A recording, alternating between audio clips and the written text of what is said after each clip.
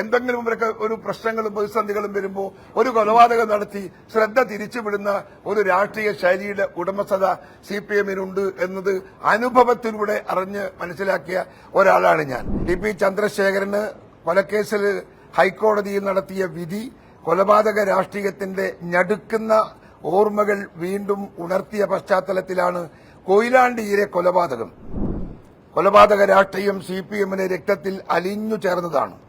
അവർ എതിരാളികളെയും സ്വന്തം പാർട്ടിയിൽപ്പെട്ടവരെയുമൊക്കെ കൊല്ലും, കൊന്നതിന് ശേഷം തള്ളിപ്പറയുകയും അത് രാഷ്ട്രീയ എതിരാളികളുടെ തലയിൽ കെട്ടിവെക്കുന്നതുമാണ് CPM ശൈലി. കൊടിശനി CPM-ന്റെ ഒരു സ്ഥിരം കൊലയാളിയാണ്. ഏത് ജയിലിൽ പോയാലും കൊടിശനിയാണ് അവിടുത്തെ സൂപ്രണ്ട്. അങ്ങനെ സന്ദർഭം കിട്ടാത്ത സ്ഥലത്ത് ഇടതുപക്ഷം ഭരിക്കുന്ന ഒരു കാലത്തും കൊടിശനി ആവശ്യപ്പെടുന്നിടത്ത് കൊടിശനിക്ക് ജയിൽവാസം കൊടുക്കലാണ് പതിവ്. കാരണം അത്ര ഭയപ്പാടാണ് CPM-ന്റെ നേതാക്കൾക്ക് ഇതുപോലുള്ള ക്രിമിനലുകളെ. ജില്ലയിലെ കണ്ണൂരിൽ മാത്രം 78 പേരെ കൊന്നൊടുക്കിയിട്ടുണ്ട്. എന്റെ ഇടതും വലതും നിന്ന 28 ചെറുപ്പക്കാരെ വെട്ടിക്കൊന്നിട്ടുണ്ട്. അവരുടെയൊക്കെ മൃതദേഹം ഏറ്റുവാങ്ങിയ ദുഃഖം പേറുന്ന ഒരാളാണ് ഞാൻ. മാഹി പാലത്തിൽ നിന്ന് റീത്ത് വെച്ച് ആ പ്രവർത്തകന്മാരുടെ ജഡബോഡി മൃതശരീരം ഏറ്റുവാങ്ങിയതിന്റെ ഞെട്ടുന്ന ഓർമ്മ മനസ്സിനകത്ത് ഇപ്പോഴും പച്ചപിടിച്ച് നിൽക്കുന്ന ഒരാളാണ് ഞാൻ. 16 ദിവസമായി ഞങ്ങൾ ഈ യാത്രയിലാണ് കേരളത്തിൽ. ഞങ്ങൾക്ക് ഓരോ ദിവസം കൂടുന്തോറും ജനങ്ങളിൽ നിന്നുള്ള ഇതിനോടുള്ള പ്രതികരണം നമ്മുടെ മനസ്സിന് ഏറെ കുളിർമ പകരുന്നതും ആശ്വാസം പകരുന്നതുമാണ് എന്നതാണ് ഒരു രാഷ്ട്രീയ യാഥാർത്ഥ്യം.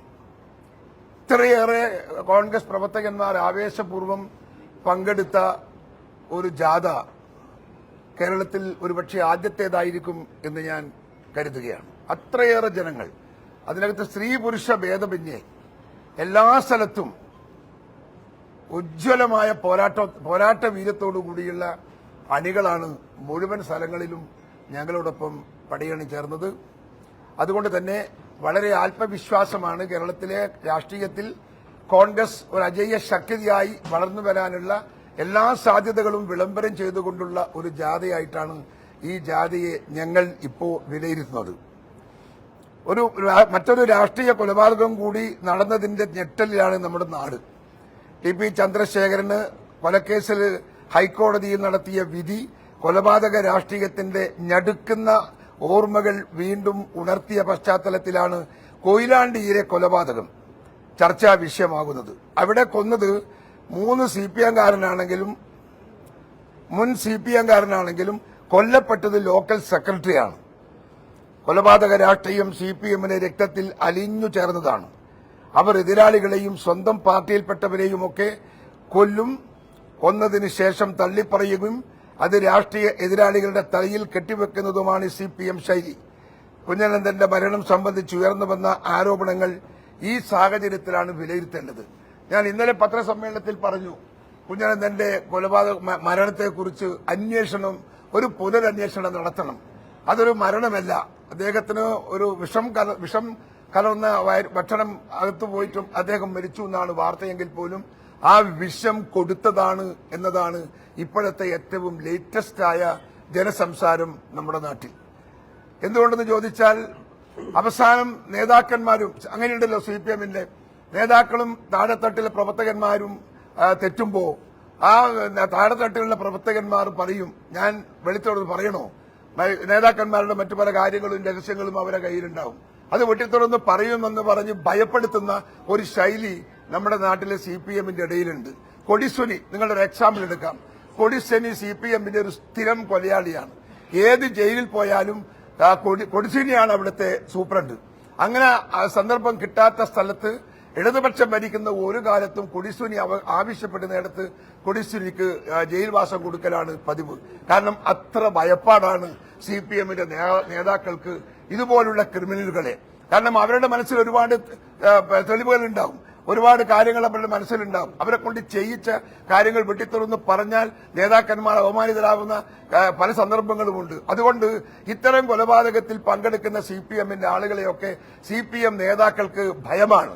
ആ ഭയത്തിൽ നിന്ന് അതിന്റെ ഒരു പതിപ്പായിരുന്നു കുഞ്ഞനന്തന്റെ മരണമെന്നാണ് ഇപ്പോൾ നാട്ടിലെ CPM-കാർ തന്നെ പറയുന്നത്. ഏതോ ഒരു പാർട്ടി യോഗത്തിൽ ഞാൻ എല്ലാം വിളിച്ചു പറയും എന്ന് കുഞ്ഞനന്ദൻ വിളിച്ചു പറഞ്ഞതിന് ശേഷമാണ് കുഞ്ഞനന്ദന് ഈ വിഷാംശം ചെന്നതും കുഞ്ഞനന്ദൻ മരിച്ചതും. അതുകൊണ്ട് അതിന്റെ പിറകിൽ ഒരു ദുരൂഹത നിലനിൽക്കുന്നു എന്നതുകൊണ്ട് ആത്മാർത്ഥതയുണ്ടെങ്കിൽ ഇടതുപക്ഷ സർക്കാർ ആ കാര്യത്തെക്കുറിച്ച് ഒരു തവണ അന്വേഷിക്കണം എന്നതാണ് എനിക്ക് ആവശ്യപ്പെടാനുള്ളത്. TP ചന്ദ്രശേഖരനെ കൊന്നതിന് ശേഷം ആ കുറ്റകൃത്യത്തിൽ പങ്കില്ലെന്നാണ് CPM ആദ്യം പറഞ്ഞത്. UDF സർക്കാരിന്റെ കാലത്ത് നടന്ന അന്വേഷണത്തിലാണ് പ്രതികൾക്കുള്ള CPM പങ്ക് പുറത്തു വന്നത് എന്ന് നമുക്കറിയാം. കൊയിലാണ്ടിയിലെ കൊലപാതകത്തിൽ സത്യസന്ധവും നിഷ്പക്ഷവുമായ അന്വേഷണം നടത്തണമെന്ന് ഞങ്ങൾ ആവശ്യപ്പെടുകയാണ്. നാളെ അത് മാറ്റി പറയാനാവരുത്. ഇപ്പം തന്നെ അന്വേഷണം കൃത്യമായി നടത്തി എങ്ങനെയാണ് മരിച്ചത് എന്നതിനെക്കുറിച്ച് ഒരു കണ്ടെത്തൽ അനിവാര്യമാണ് എന്ന് സർക്കാരിനെ ഞങ്ങൾ ഓർമ്മിപ്പിക്കുകയാണ്. രാഷ്ട്രീയ വിവാദങ്ങളിൽ നിന്ന് ശ്രദ്ധ തിരിക്കാൻ എക്കാലത്തും ഇത്തരത്തിലുള്ള കൊലപാതകങ്ങൾ ആസൂത്രണം ചെയ്തിട്ടുള്ള പാർട്ടിയാണ് CPM. അതാണ് അവരുടെ പാരമ്പര്യം. എന്തെങ്കിലും ഒരു പ്രശ്നങ്ങളും പ്രതിസന്ധികളും വരുമ്പോൾ ഒരു കൊലപാതകം നടത്തി ശ്രദ്ധ തിരിച്ചുവിടുന്ന ഒരു രാഷ്ട്രീയ ശൈലിയുടെ ഉടമസ്ഥത CPMനുണ്ട് എന്നത് അനുഭവത്തിലൂടെ അറിഞ്ഞ് മനസ്സിലാക്കിയ ഒരാളാണ് ഞാൻ. എന്റെ ജില്ലയായ കണ്ണൂരിൽ മാത്രം 78 പേരെ CPM കൊന്നൊടുക്കിയിട്ടുണ്ട്. എന്റെ വിവരാവകാശ എനിക്ക് കിട്ടിയ വിവരാവകാശ നിയമപ്രകാരം പിണറായി സർക്കാർ നൽകിയ കണക്കാണിത്. ഞാൻ എഴുതി കൊടുത്ത് എനിക്കതിന് ഉത്തരം കിട്ടിയതാണ്. എത്ര? ജില്ലയിലെ കണ്ണൂരിൽ മാത്രം 78 പേരെ കൊന്നൊടുക്കിയിട്ടുണ്ട്. എന്റെ ഇടതും വലതും നിന്ന 26-28 ചെറുപ്പക്കാരെ വെട്ടിക്കൊന്നിട്ടുണ്ട്. അവരുടെയൊക്കെ മൃതദേഹം ഏറ്റുവാങ്ങിയ ദുഃഖം പേറുന്ന ഒരാളാണ് ഞാൻ. മാഹി പാലത്തിൽ നിന്ന് റീത്ത് വെച്ച് ആ പ്രവർത്തകന്മാരുടെ ജഡബോഡി മൃതശരീരം ഏറ്റുവാങ്ങിയതിന്റെ ഞെട്ടുന്ന ഓർമ്മ മനസ്സിന്റെ അകത്ത് ഇപ്പോഴും പച്ചപിടിച്ച് നിൽക്കുന്ന ഒരാളാണ് ഞാൻ. അപ്പൊ കണ്ണൂരോട് വടക്കൻ മലബാറിൽ CPMന്റെ രാഷ്ട്രീയം എന്ന് പറയുന്നത് അക്രമ രാഷ്ട്രീയമാണ്. അത് സ്വന്തം പാർട്ടിക്കാർക്കെതിരായാലും ഈ പ്രതിയോഗികൾക്കെതിരായാലും ഒരേ തന്ത്രം ഉപയോഗിക്കുന്ന പാർട്ടിയാണ് CPM എന്നതുകൊണ്ട് ഈ കേസിന്റെ അകത്തുള്ള അന്വേഷണം ഇപ്പൊ നടക്കുന്ന ഈ കൊയിലാണ്ടിയിലെ കേസിന്റെ അകത്തുള്ള അന്വേഷണം വളരെ സത്യസന്ധമായി നടത്തി യഥാർത്ഥ പ്രതികളെ ബുക്ക് ചെയ്യാനുള്ള നടപടിയുമായി ഗവൺമെന്റ് മുമ്പോട്ട് പോകണം എന്നാണ് ഞങ്ങൾക്ക് അവരോട് പറയാനുള്ളത്. അര ഡസനിലധികം തവണ CPMന്റെ കൊലക്കത്തിയിൽ നിന്ന് കഷ്ടിച്ച് രക്ഷപ്പെട്ട ആളാണ് ഞാൻ. അര ഡസൻ ചാൻസ് എനിക്കെതിരെ ഉണ്ടായിരുന്നു. ഞാൻ രക്ഷപ്പെട്ടതാണ്. ആയുസിന്റെ നീളം കൊണ്ട് രക്ഷപ്പെട്ടതാ. 6 തവണ എനിക്കെതിരെ അക്രമം ഉണ്ടായിരുന്നു. 3 അംബാസഡർക്കാർ കത്തിച്ചിട്ടുണ്ട്. അതുപോലെ തന്നെ ഒരുപാട് നാശനഷ്ടങ്ങൾ എനിക്ക് വരുത്തിയിട്ടുണ്ട്. ഞാൻ ഇറങ്ങിപ്പോകുമ്പോൾ എന്റെ അമ്മ വരാന്തയിലിരുന്ന് കാണുന്ന ദൂരം വരെ നോക്കും. കാരണം മകൻ തിരിച്ചു വരുമോ എന്ന ആശങ്കയിലായിരുന്നു അമ്മ. അത്തരമൊരു ജില്ലയിലെ രാഷ്ട്രീയത്തിൽ വളർന്നു വന്നവരാ ഞങ്ങളൊക്കെ. CPMന്റെ തനി നിറം നമുക്കറിയാം.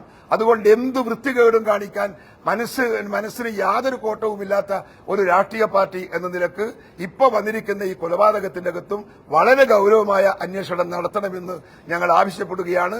കുഞ്ഞനന്ദന്റെ കേസിന്റെ അകത്ത് നാടിലുള്ള മുഴുവൻ ആളുകൾക്കും CPMകാർക്ക് അടക്കം സംശയമുണ്ട് മനസ്സിൽ. ആ സംശയം തീർക്കാനുള്ള ഉത്തരവാദിത്വം ഇടതുപക്ഷ സർക്കാരിനുണ്ട്. അതുകൊണ്ട് കുഞ്ഞനന്ദന്റെ മരണത്തെക്കുറിച്ച് ഒരു പുനരന്വേഷണം നടത്താൻ ഇടതുപക്ഷ സർക്കാർ തയ്യാറാകണം. ഒരു സ്വതന്ത്ര ഏജൻസിയെ കൊണ്ട് അന്വേഷണം നടത്തണമെന്ന് ഞങ്ങൾ ആവശ്യപ്പെടുകയാണ്. ഇനിയും മനുഷ്യജീവൻ ഒടുക്കുന്ന കൊലക്കത്തി രാഷ്ട്രീയം CPM ഉപേക്ഷിക്കണമെന്ന് സ്നേഹപുരസരം CPMോട് ഞാൻ അപേക്ഷിക്കുകയാണ്. എത്ര കാലം അക്രമ രാഷ്ട്രീയ പാർട്ടിക്ക് മുമ്പോട്ട് പോകാൻ സാധിക്കും ജനാധിപത്യ സംവിധാനത്തിൽ? അതുകൊണ്ട് ഞങ്ങൾ ആവശ്യപ്പെടുന്നു, ഈ കൊലക്കത്തി താഴെ വെക്കൂ, അക്രമം താഴെ വെക്കൂ. കൊലപാതകമാണ് രാഷ്ട്രീയത്തിന്റെ പ്രതിവിധി എന്ന ചിന്ത മനസ്സിൽ നിന്ന് മാറ്റാൻ CPM തയ്യാറാകണം എന്ന് ഞാൻ സ്നേഹപുരസരം പറയാണ്. അതൊന്ന് സ്വീകരിക്കണമെന്ന് ഞാൻ CPMന്റെ നേതാക്കന്മാരോടും ഞാൻ വിനയപുരസരം അപേക്ഷിക്കുന്നു.